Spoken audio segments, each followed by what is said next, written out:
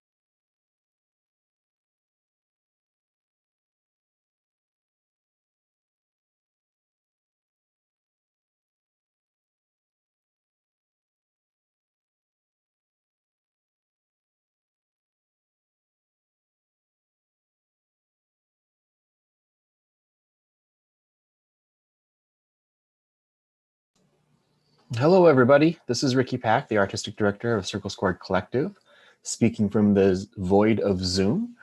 Just to let you know that we'll be starting the show in just a couple of minutes. We do have a few people on the reservation list who have not checked in yet. So I thought that people relate to shows just in real life, but apparently it happens on Zoom too. So thank you for your patience, and we will start momentarily.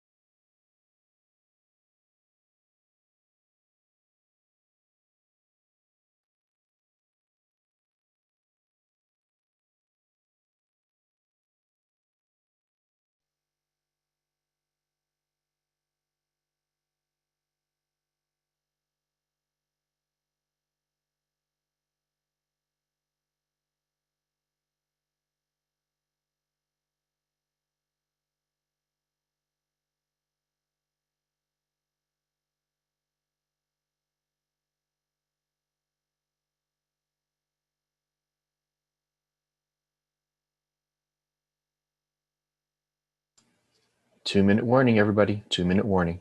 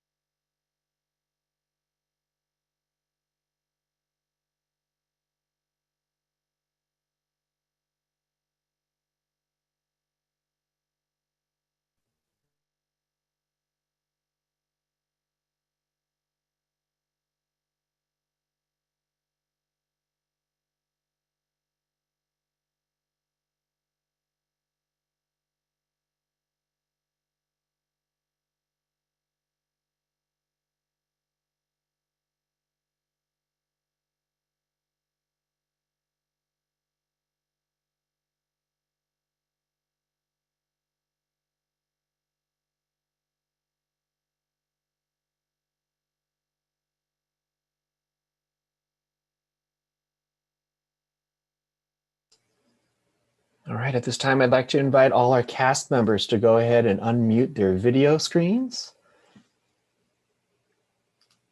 and join us. Hello, everybody. Thank you so much for joining us tonight. My name is Ricky Pack, and I am the artistic director of the Circle Squared Collective. And on behalf of Associate Artistic Directors Yvette Herrera and Whitney Tenney Pack, we welcome you to the third and final episode of This Land. Now, it's been a long road to get to this point, so we're really excited to show this last piece, this last little moment that's been really like years in planning and in the making. So, but before we start the show, though, we just want to make sure we go over some housekeeping stuff. A lot of you are repeat audience members, so you already know this, but there's some new audience in the house, Zoom house. So please make sure that your videos and microphones are muted. I mean, it looks like everyone's doing a pretty good job of that so far. I mean, I think they were all getting used to Zoom by this point, right? But we just want to make sure that your videos and your microphones stay muted for the majority of the show, so that way you don't accidentally become a part of the show. But I will let you know that tonight there will be a part where we actually ask you to become part of the show in a very non-threatening way, though. So at one point in the show, you may be asked to go ahead and unmute your microphone and unmute your video, which is located at the bottom left corner of your screen, and engage with us in a little bit of a discussion about the topic of our show. Which is the 2020 presidential election.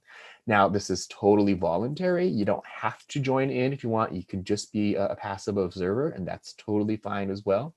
But it'll be in small groups, and I think that you'll find that it'll be a pleasant experience. So when it gets to that point, think about it.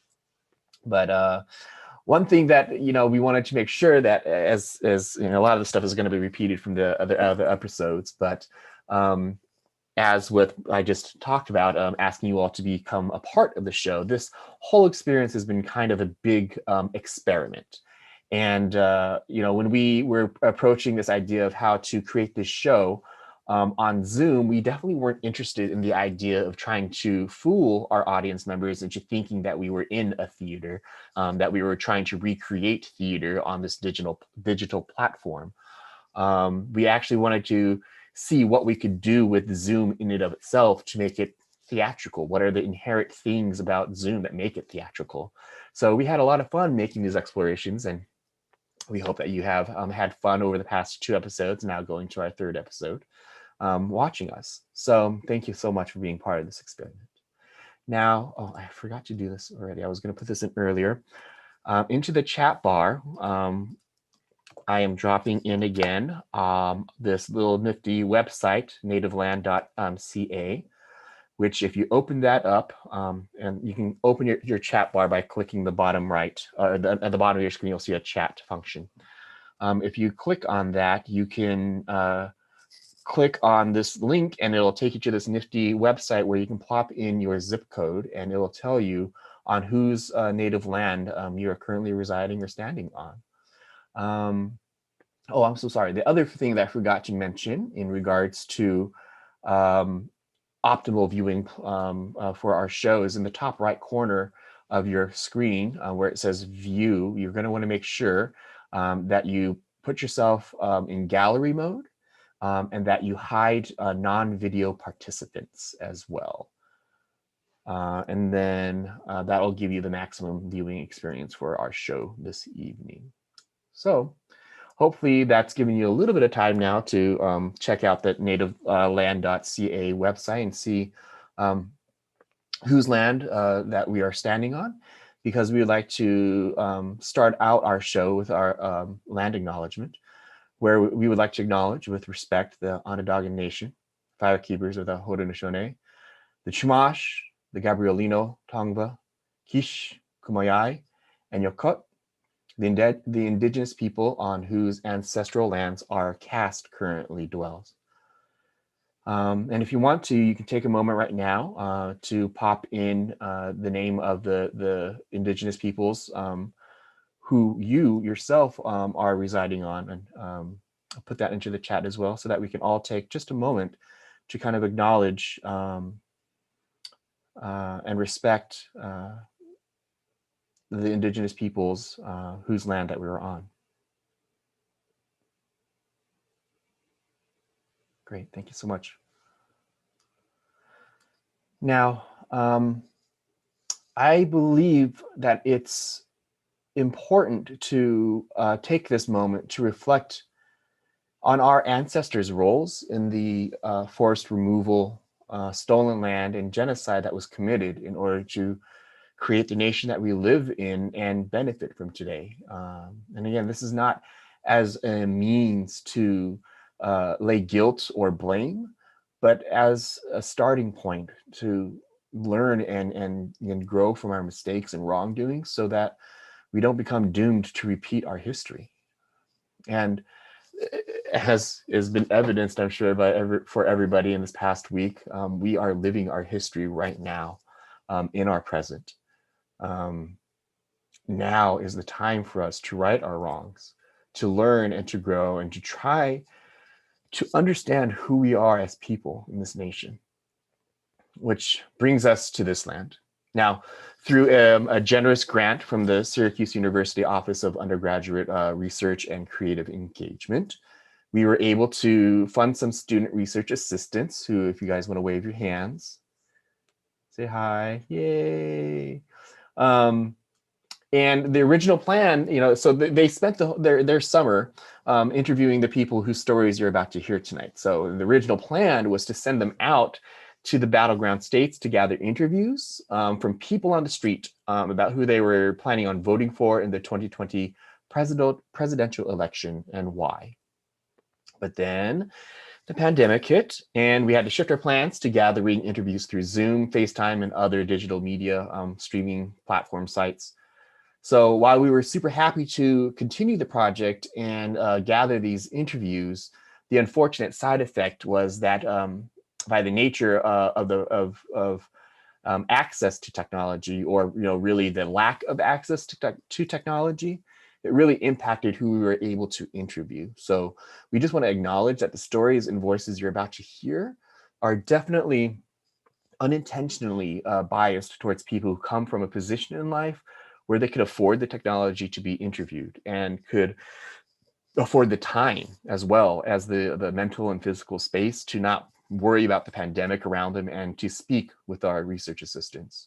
And I'd just like to say, though, that despite those limitations, I believe that we were able to get a really fair cross-section of the American voice as much as we could, given the circumstances. And our hope here today is not to try and sway anyone from their own political views, but rather that I hope that we come to a better understanding of who we are as a people and citizens of this country, so that we can learn from the history that we're currently living in and not doom ourselves to repeat the wrongs of our past.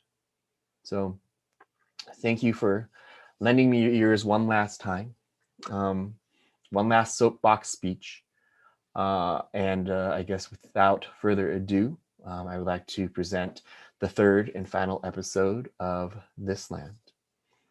Actors, are you all ready? All right, places then.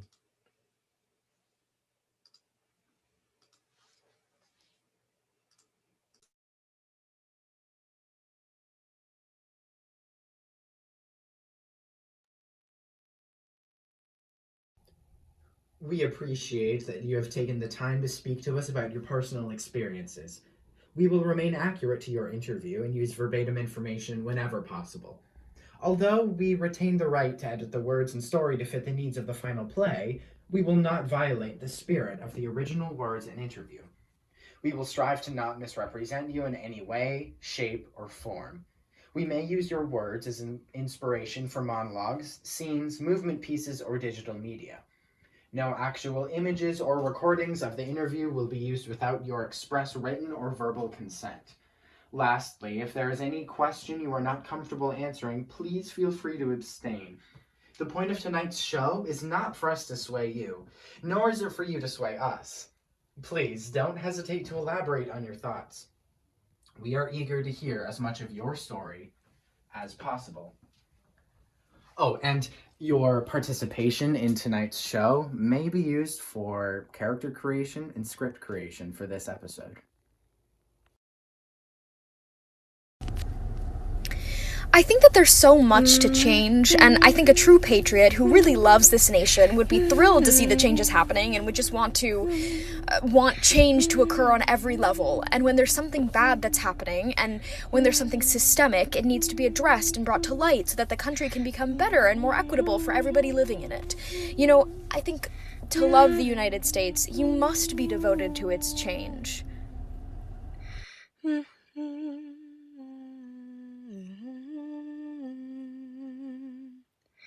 This land is your land, and this land is my land.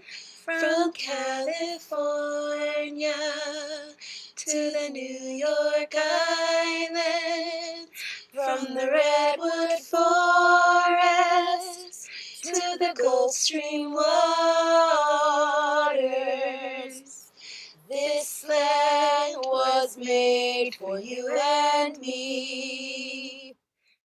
As I went walking that ribbon of highway and saw above me that endless skyway and saw below me the Golden Valley. This land was made for you and me. I roamed and rambled and followed my footsteps to the sparkling sands of her newfound deserts, and all around me the land was sounding. This land was made for you and me. It's going to be hard for me with abortion. I'm going to try to fight to keep the laws in place that would not legalize it. It's probably inevitable. Don't get me wrong, I'm sure it is, but I just feel compelled and my conscience bears witness to me to say, I guess I want to kind of fight as long as I can to keep it more difficult to get. Though I will say this, my wife and I talk. This is like, we need to have other means, right? We need to have good adoption agencies. We need to have the church stepping up to say, we'll do foster care because we need an alternative, because unwanted pregnancies are going to continue to happen.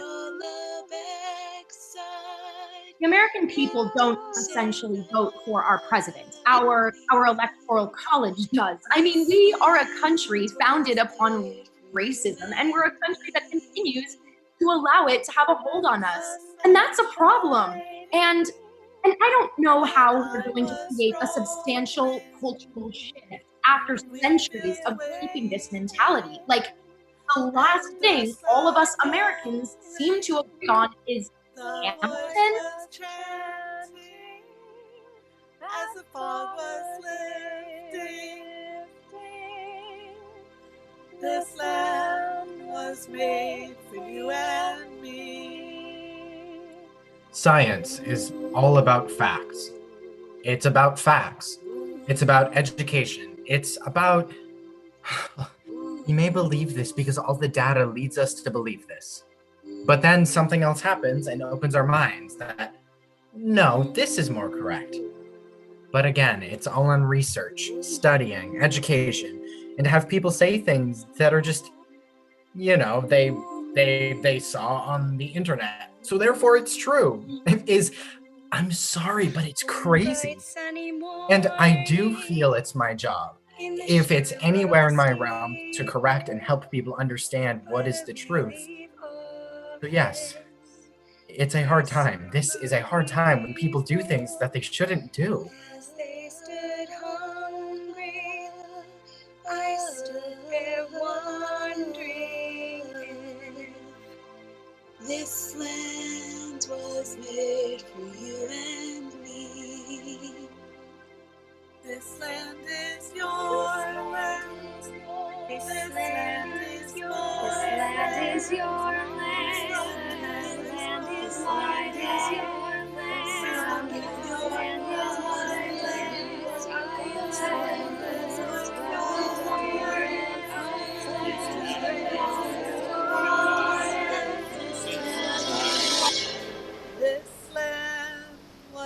made for you and me. I'm patriotic for the future of America, I guess. I'm definitely not patriotic about America's past, and mostly non-patriotic about America's present, but I'm patriotic for the America that hopefully will begin to be rebuilt coming after this election. Although probably not, because either way, it's just going to be another old white guy, so it's going to have to wait another 4 years. But I feel like it's coming. I feel like I will be. Ask me in 25 years. Let's put it this way. I believe in this. I believe in this country. No matter how shitty it is, I believe that change is possible.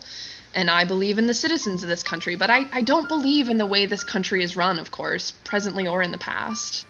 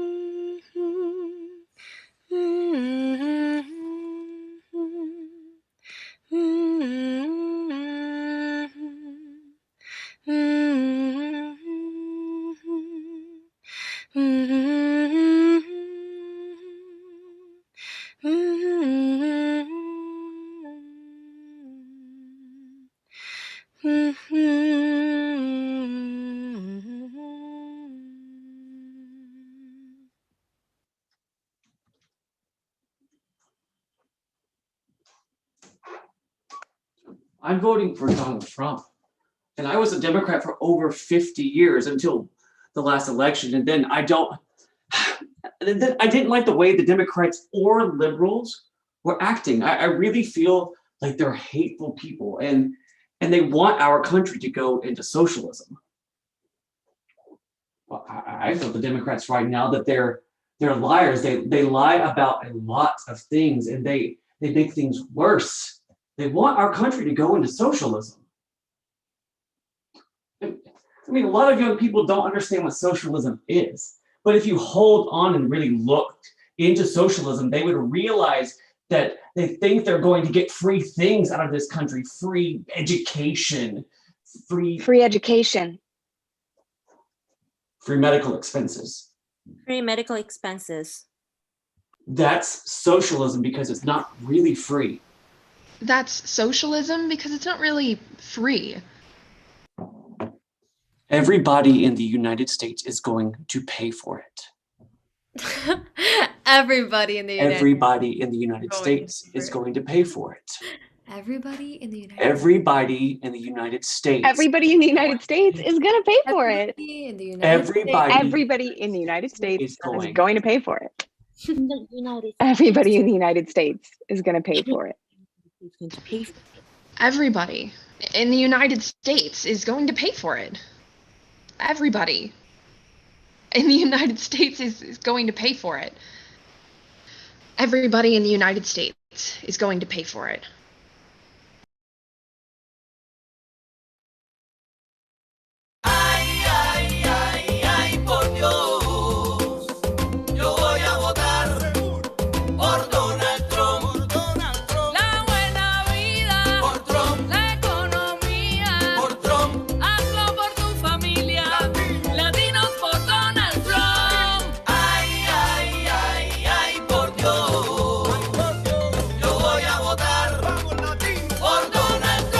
I'm Donald Trump, and I approve this message.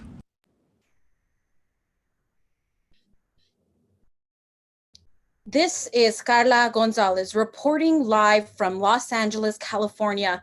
Today, we are looking at an interesting study about the geography of Latino voters and an analysis of post-election data that shows how the Latino voter turnout played into the Democrats' bad day in Florida. This year, Latinos were expected for the first time to be the nation's largest racial or ethnic minority in a U.S. presidential election, with a record 32 million projected to be eligible to vote. They accounted for 13.3% of all eligible voters. However, only about half of the nation's 60 million Hispanics are eligible to vote, the smallest share of any racial or ethnic group. Former Vice President Joe Biden might have won the presidency after days of counting, but Election Day was a flop for Democrats in Florida.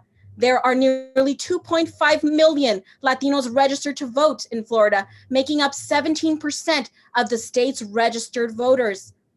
Biden lost the state by about 375,000 votes, a substantial gap in a state known for paper-thin margins. Biden did underperform heavily in Hispanic Miami-Dade County after Republicans were successful in casting the former vice president as a socialist threat in communities where people have up close and personal memories of socialism.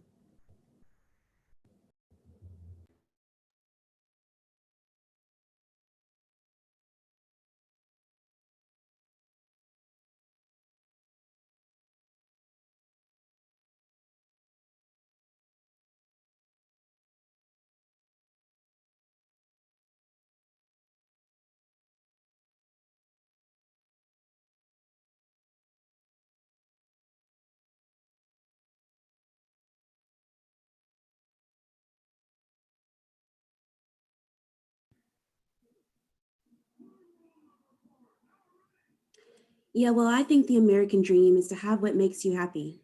What makes me happy is not going to make you happy. But I still think these doors should be open so that we can retain those or so we can obtain those. There's people who have a lot of money and they thought that was going to make them happy, and it doesn't. The American dream to me is to have a family who doesn't have to bust their tails to work 3 jobs, to be able to get a decent income and be able to come home and spend time with their family. That's the American dream.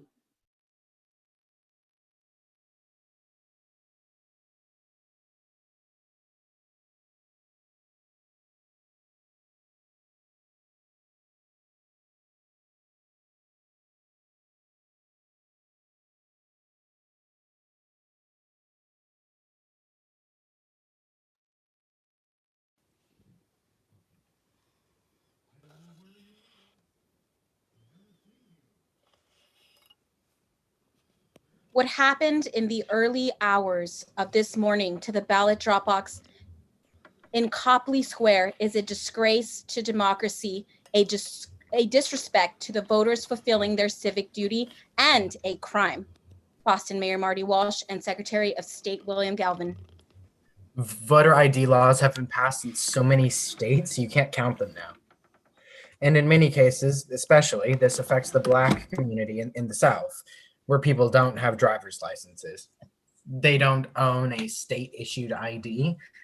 I mean, all these methods the Republicans are using in many, many states, reducing hours of voting, reducing days of early voting, reducing numbers of polls, fighting now over mail-in ballots.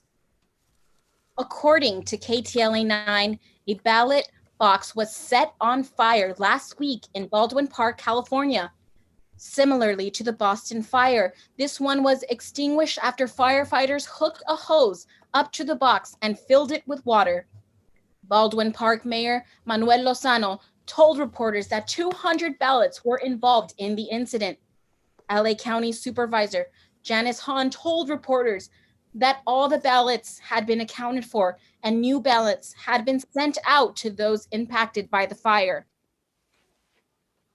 Frederick Douglass would argue, what's at risk here is that if you keep doing this, people will cease to believe in elections. They will cease to believe in institutions. And if they do that, democracy dies.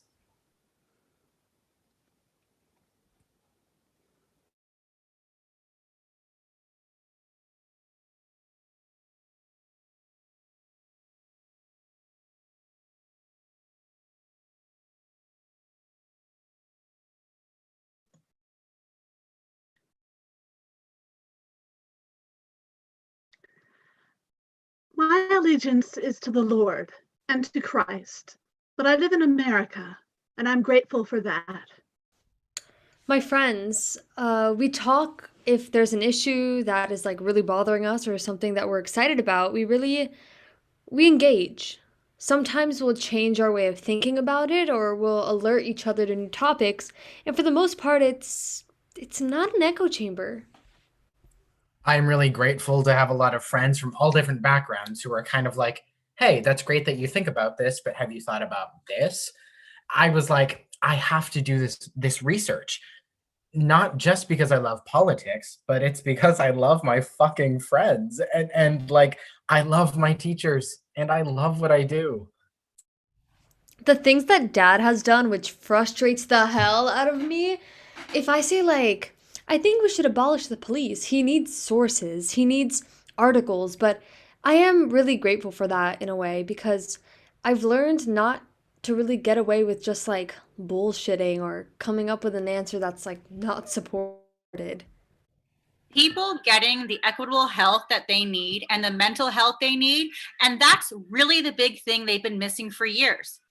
And coming from a privileged neighborhood, that's something that I assumed all communities have. They don't. And you don't have to really dig deep. You just have to interview or talk to a person in that community to know what they have and don't have. That conversation humbles you and makes you feel grateful. At the same time, it kind of makes you want to help them as much as possible. Our veterans, I want to celebrate them. I'm grateful for their work. Engagement. I'm way more engaged. I can't not be engaged. I believe that change is possible, and I believe in the citizens of this country. Easy. Stacey Abrams.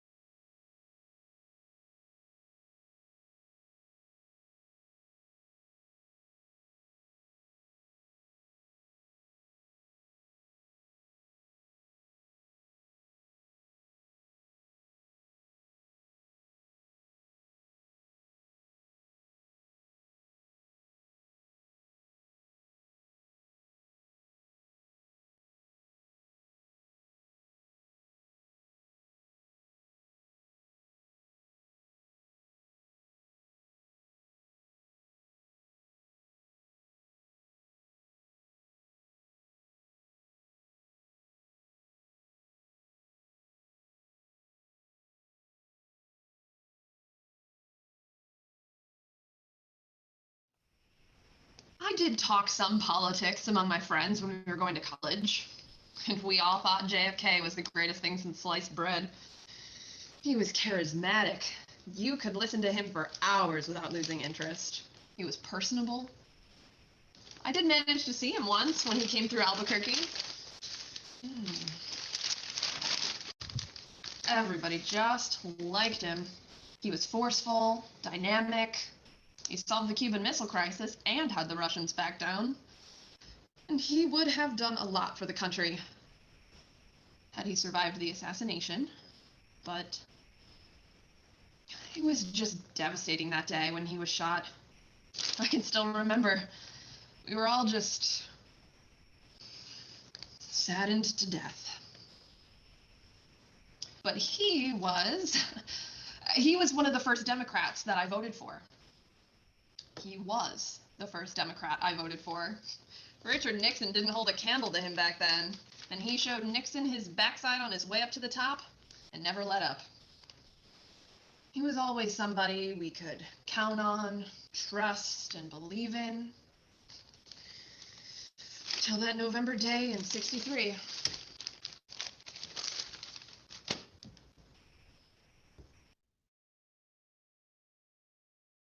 Imagine what would happen if all felons were able to vote.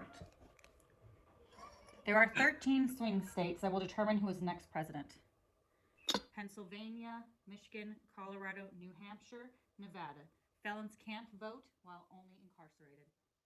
Wisconsin, Minnesota, Georgia, North Carolina. Felons can't vote. Felons can't vote until they complete their parole probation. Arizona, Virginia, Florida, you lose your rights forever. Maine is the only swing state where a felon always has the right to vote. Imagine what would happen if all felons were able to vote. So I believe people commit crimes and they paid the price and they have the right to vote. I believe even if they're in jail, they're paying their price to society, but that should not take away their inherent American right to participate in our democracy. 2019, Bernie Sanders. Imagine what would happen if all felons were able to vote. Imagine what would happen if all felons were able to vote. Imagine what would happen if all felons were able to vote.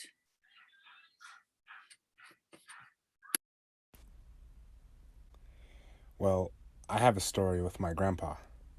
So basically my mom, who's white, married my dad, and he's African. He's Nigerian. My mom's very like low-key racist, and my grandpa is more racist. But yeah, so like they married, like my dad, my mom, and he's a professor also. So that's kind of important because he like thinks he's a big deal or like a hot shot, and he's like, I'm smart, you know. But she and her family kind of like don't view him that way. They view him as just like a regular guy, even though he has like 2 PhDs. My dad, yeah, I think that's kind of, he doesn't really like living in America. He lives in Nigeria a lot of the time.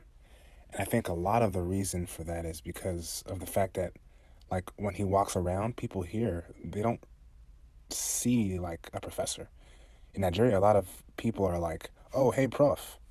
So like that's how he's known there. But like in America, he's just like another black dude, and he really doesn't like that, which is fair. But so like being raised by my mom was weird because unfortunately, until like 2012, I didn't think racism was a thing anymore. Which if I had been growing up with my dad, with a black parent, not only would I have known that as a thing, I also would have been like taught like how to interact with the police, or like how to like, you know, like do my hair and stuff like that. And so my mom, like, she didn't know how to do my hair, and she never really taught me how to interact with the police. But like I had like a few like scary interactions with the police when I was like 10 or 11. I also kind of raised my little sister, and so I was like watching her, like the police came and they're like, why are you doing this? And I freaked out. Then I never went outside again. The story about my grandpa is really just, I was working for him 2 summers ago. And he's this old civil engineer who was born in 1940s.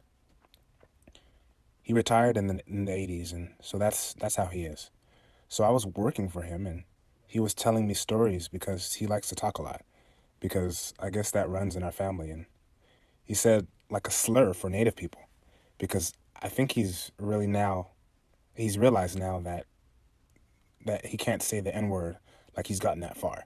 But he hasn't realized that he can't say other slurs, like the slur for Romani people, or the slur for Native people. So he's like, ha, ha, ha, this story's funny.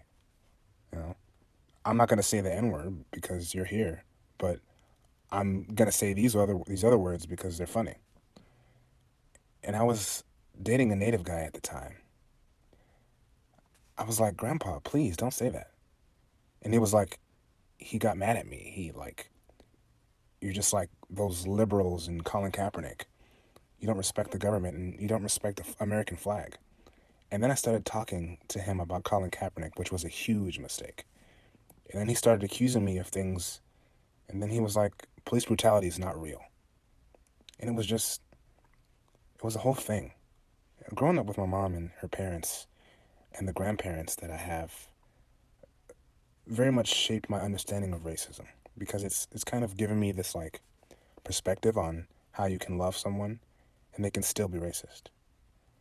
Those two things can be true at once. I think a lot of people don't have that perspective.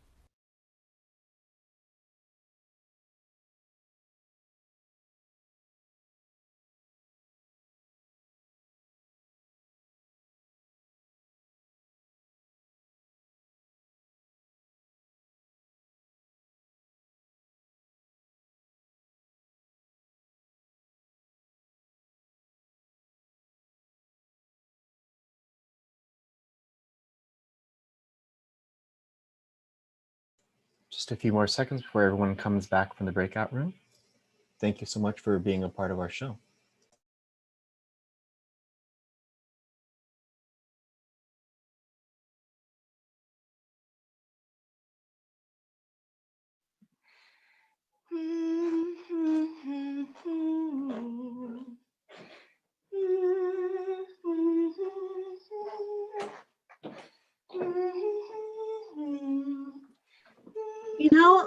I think the kind of fabric of American discourse is, there's been such a segment of the population whose hate and white supremacy and misogyny and anti-Semitism has been so coddled and encouraged under this administration that it's raised the profile of fringe right-wing groups and made them feel more comfortable and made them feel more mainstream, and their opinions feel more acceptable. And that's something that I feel like we as a society have been working so hard to move ourselves away from those types of attitudes and those types of beliefs. And this social acceptance of those kinds of things being the mainstream discourse is like polluting the water. It's there's trace chemicals in the water that are making everybody sick. I think it's going to be a really slow slog to repair. Just the infrastructure and the nuts and bolts and the boring stuff has gotten really damaged with not appointing people to positions, appointing corrupt people and self-interested people to positions. Just letting the infrastructure of the state decay, it has to be repaired, and that's largely invisible work and not very exciting. And so I really hope that he has a good public relations and marketing team that can continue to make that sound exciting and make it sound like there's a lot of progress going on and that things are getting better, because there's just so much internal rot that has to be repaired over the next administration and probably maybe, potentially a decade or more to come. But if you're socially active, it means you care enough to be involved. It means you think that the country is precious. and deserves to be the best that it can be, that it has promise.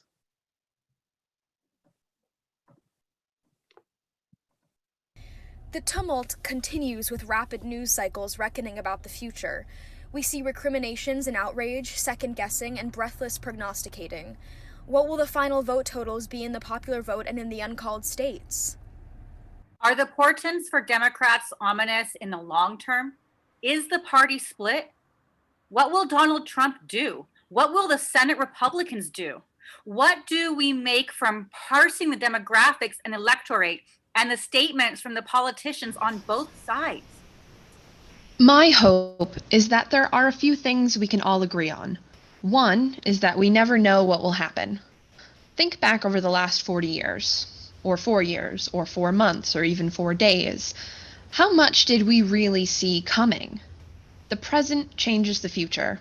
It always has, always will. The other thing I hope we can agree on is that our nation is broken in ways that need fixing. And it is always easier to fix things when you try to work together. This effort must begin with realization that America has always been broken in some significant, systemic, and historic realities. It has been a long and arduous process to try to fix those injustices. The sight of Kamala Harris in a white suit speaking as the Vice President-elect is a sign of how far we have come and how far we also have to go. Right now, the temperature is hot. If not in the air, then in the hearts of many of our fellow citizens. This was a pitched battle for the soul of the nation, fueled by propaganda and distortions that made it all the more passionate. We have a winner and a loser. There is a lot of damage that can still be done, but let us reflect that the worst fears of violence at the polls or in the aftermath have not materialized yet, not by a long shot. And that gives me hope. I think we all need a reset in a way, to take a moment to breathe, to think of our communal health and our common humanity. I understand the fear and the distrust and the dislike.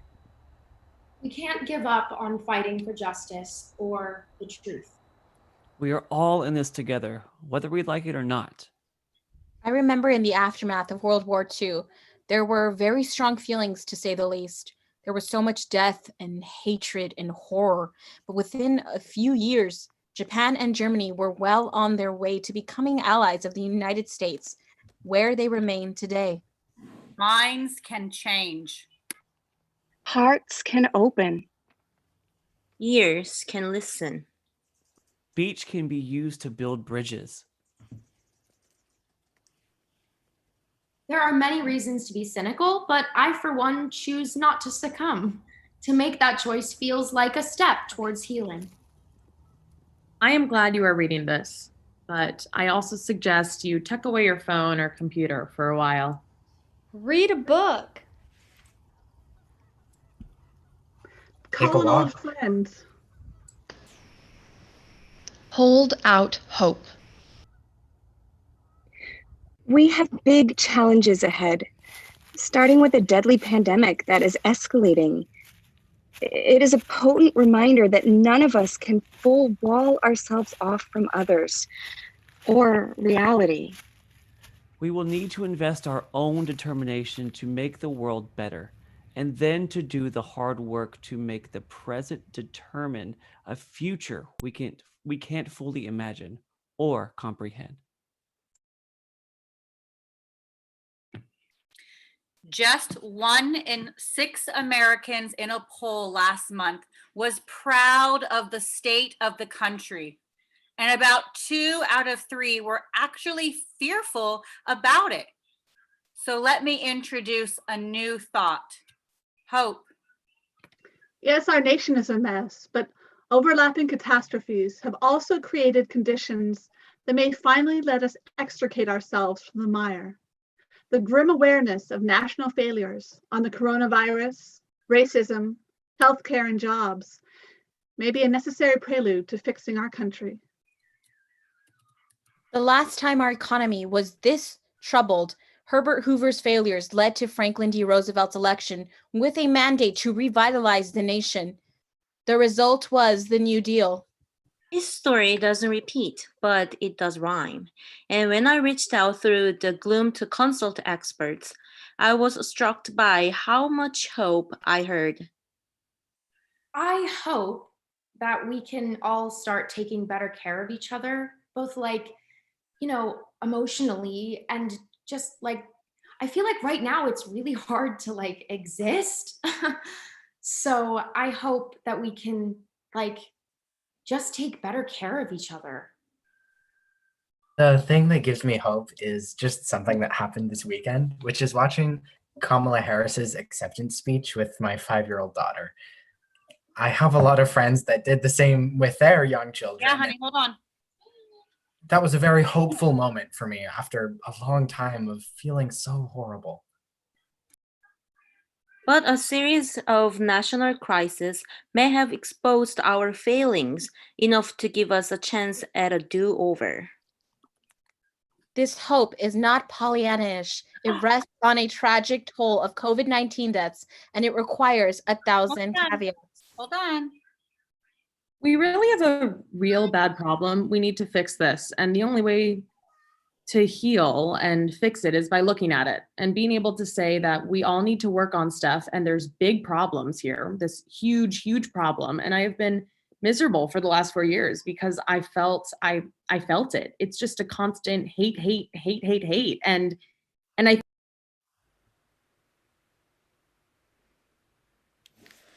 Medicare for all. It has been labeled as a socialist thing, right? And my view is that in this country we have socialism for the rich and then we don't have socialism for the poor and the working class people, right? So when Donald Trump needs his medicine or gets COVID, then he'll take taxpayer money to do that. Or if Wall Street needs a bailout, we are there to fund that. But then if a person at a homeless shelter needs healthcare, then we don't want to fund that.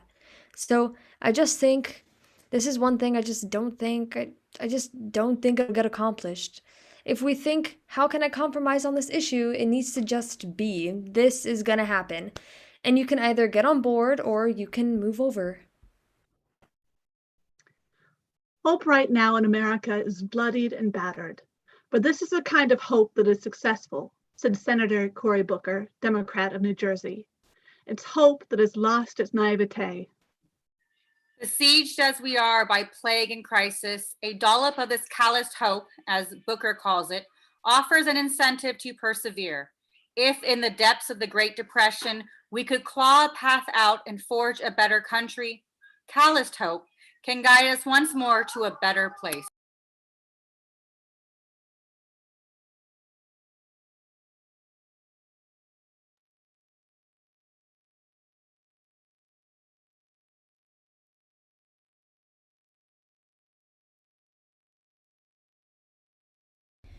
Once upon a time, there was a terrible storm that raged overnight. The next day, the beach was full of starfish that had been washed ashore during the storm. A young child saw the starfish stranded on the beach and knew that they would all die in the heat of the day's sun. So the child crouched down, picked up one of the starfish, and threw it back into the ocean. The child crouched down again, picked up one of the starfish, and threw it back into the ocean. The child kept repeating this, throwing one starfish at a time back into the ocean. Soon, an old man saw the child on the beach, picking up the starfish one at a time and throwing them into the ocean. He said to the child, "Stop, stop, stop. It's pointless. It makes no difference. There are thousands of starfish washed up on the beach. There's no way that you can save all of them." Without losing a beat, the child kneeled down, picked up a starfish, and threw it back in the ocean, saying, "It made a difference to that one."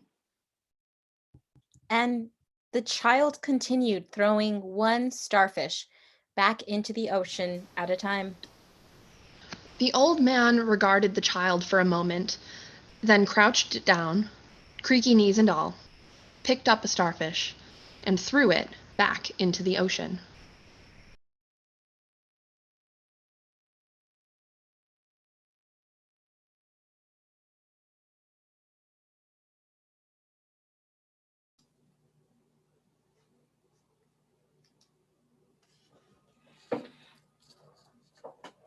Thus concludes episode 3 of This Land.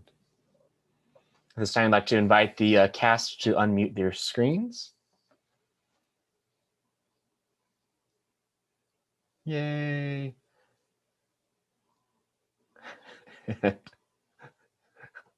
Apparently, Freddie Mercury was part of our cast for a little bit. Excellent. That's amazing. So we'd like to thank our audience so much for tuning in, whether this was your first episode or if you're there for all 3. Thank you so much. We did want to leave just a little bit of time right here at the end for our audience members. If you did have any sort of questions that you're curious about, now you've seen 3 episodes of this, about the process of that we went through to create the show, whether it be about the interviews or whether it be about the theatrical side of it at all. Please feel free to either throw a question into the chat or feel free to just unmute yourself and ask your question. And we'll just do this for a few minutes. And if you need to take off, we thank you so much for attending.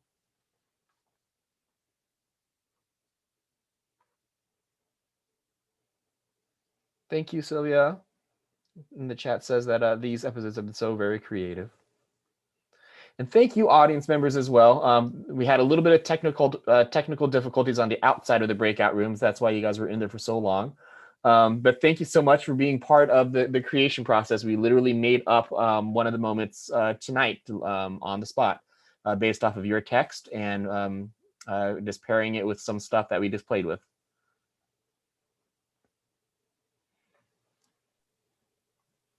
Hi, this is Zach talking. Zach Hi, Pearson. Zach talking. I just want to say, first of all, congratulations, everyone. This is incredible what you pulled off. It's amazing. I've seen all the episodes. They were awesome. And my question to you is, how did you do this work this week? Obviously, there was lots of themes that were very relevant to what's happened within the week. So it was a quick turnover time. So I just wanted to know how you went about approaching that and how that quick turnover time worked out. Well, I'll just preface a little bit and then I'll turn it over to the cast. That the whole process that we wanted to approach this particular show with was to write week by week. And so we amassed over the summer a bunch of different interviews and texts and did a lot of different research and played around with the theatricality of what we call creating moments. But then we basically kind of waited for our tummies to be exposed. We waited the week before the episode to really kind of craft and finalize what we wanted to shape, because we wanted to keep relevant of the current news that was happening right before our shows opened. So I'll just say that much, but please, anyone from the cast, chime in. Yeah, I think what was really cool as the election progressed, then the election happened, and everything, all the up in the air, looking at what we had mined, as Bricky had said, put together, and then really discussing what is relevant at the moment. And that was my first experience with C2C and working with Moment Work. So that to me was so amazing and like on the feet of being in the moment of our country. Great. Does anybody else want to chime in? Yeah, I'll say our rehearsal on Thursday night, which was like the first time where we came back to revisiting our original script for this episode, was really interesting, because all of the sort of like, we had all of these ideas and we had a script book, but we knew that it was going to change potentially. We just didn't really know how much or how. And so, yeah, that Thursday night rehearsal was a lot of just like, well, that doesn't work anymore. That doesn't work anymore. this whole thing is different now. But it's not like we had to go and dig for new things. It was just like a restructuring and processing of also knowing that like things were going to be completely different on Sunday when we revisited again. Yeah, so just being flexible. Great. Tori. It was going off of what Whitney said. It was also interesting because our interviews were heavily based on who are you voting for and why, and let's talk about what you want for the election and also afterwards. But it was interesting to go back to the text and say, okay, a lot of this is about what happened in the last couple months. What do we look at that is now focused on what's going to happen in the upcoming months? So going back to the text was really important, especially this week. Great, thank you. And Kate Hansen has a question in the chat, and Kate Hansen is one of the reasons for our show by granting us the source grant from SU. So that was able to pay our student research assistants to do all the wonderful interviews that they did. So thank you so much, Kate. And her question is, what were some interesting discoveries from the creative process? Tyler. I think in the beginning, just having it be on Zoom was kind of a whole monster in and of itself that we had to tackle. And when we first started meeting, it was just kind of looking at all these different things we could do with Zoom, like, you know, because it's a forced perspective. So the audience can't really choose where they're looking. Like, we have total control over that. So it was playing with the perspective of like, are people watching through my phone as I walk around, or am I doing this upside down, or whatever we could come up with. Great. Anybody else want to chime in? Ryan? It was also just completely different for me making moments like this, having done it for years in person with these people, with objects, with touching things, and like instantaneous reactions and going through the actual moment work processes. This has been, to me, a lot more challenging. You know, it started off as one thing, and it slowly became this thing where we were looking at snippets of people's lives, and instead of doing something a little more abstract like we have a tendency to do. But yeah, I found this to be a lot more challenging, but also really fun, especially getting to expand like we got to have bi-coastal finally, and like do the show. But yeah, it was a big learning curve. Great. Nice. I love I thought the breakout rooms were really nice. I don't know if you did that in all the shows, but yeah, I thought that was a cool way to bring in the audience.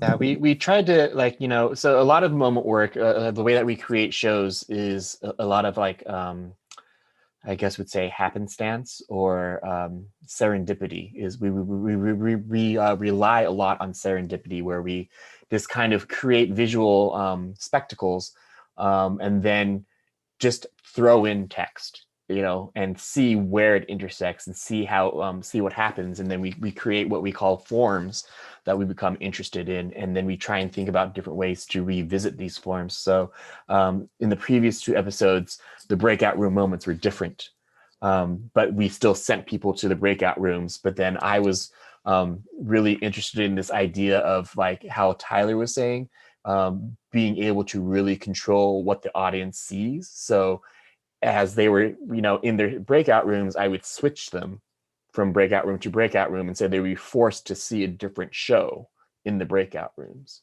And then we wanted to turn that on its head a little bit again by actually involving the audience in creating the show in this final episode. So great. Any other questions? Great. Well, you know what I would love? Can I just be a little bit, can I ask a big favor? I would love for, if you feel comfortable, for everyone in the audience to unmute their cameras. Just because I would just, like, you guys have been all in the dark for several weeks now, and I just love to see your beautiful faces. And thank you all for being here. Thank you so much. And again, if you are able to, please consider making a donation to the Ballotpedia. which is a nonpartisan nonprofit that is dedicated to making sure that truthful information is out there about a wide variety of electoral processes.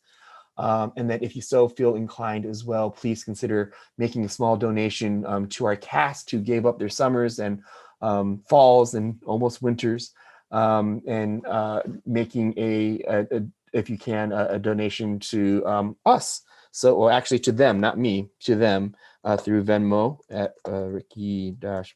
Actually, I don't remember what my Venmo is. Venmo your friends who are in the cast. Just Venmo them directly. I think it's Ricky.Pack.1.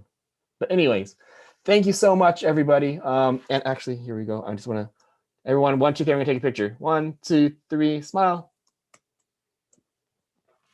Great. Thank you, everybody. Get home safe. You're probably home already, but stay safe. Thank you.